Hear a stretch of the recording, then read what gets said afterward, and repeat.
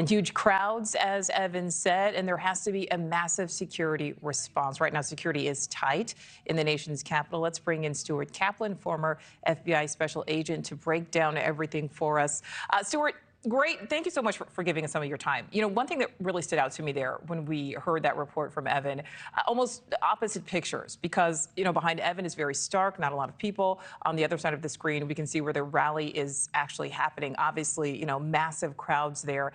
So let's talk about that. You know, how are these type of large marches, gatherings kept secure? Like, what is focus number one?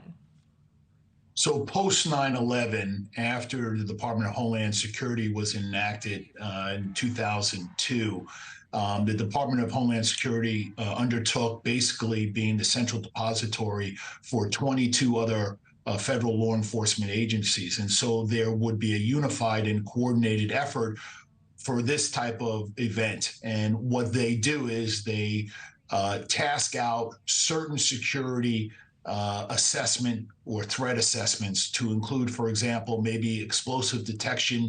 That would be through the use of canine, venue security, field intelligence, and maybe even air security. In other words, pre 9/11, each law enforcement agency, unfortunately, was working kind of like individually. And one of the criticisms was leading up to, and unfortunately, showed a disastrous effect, was that there was not a unified, coordinated effort to share information. Post 9/11, DHS is the central depository. And so they have done a threat assessment, obviously through the assistance with the Capitol Police, because the Capitol Police obviously does not have enough resources to handle this type of event. And so we have a coordinated effort through all of the law enforcement agencies to include FBI, Secret Service, United States Marshal Service, ATF.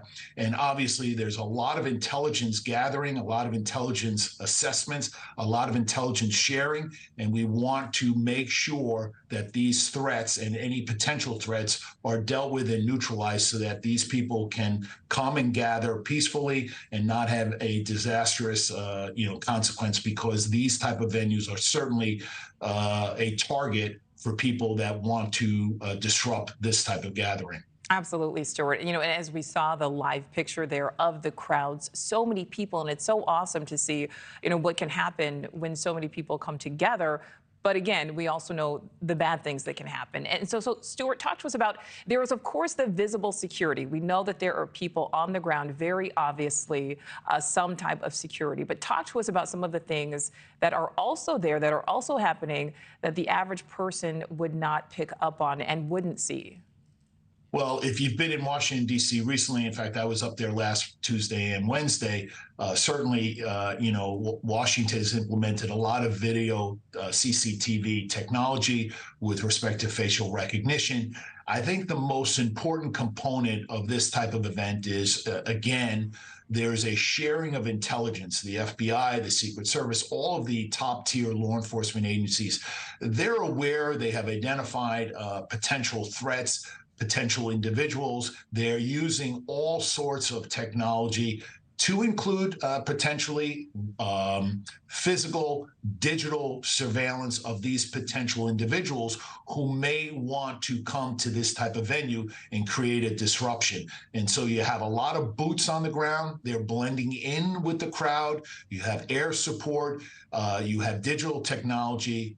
You have the United States Marshal Service, in conjunction with the FBI, is using that type of digital technology with the approval. If it, in fact, is to the point where it may affect national security, you may have wiretaps up, literally monitoring second by second, phone call by phone call, just to make sure this type of venue remains safe and clear from any potential threat of disruption.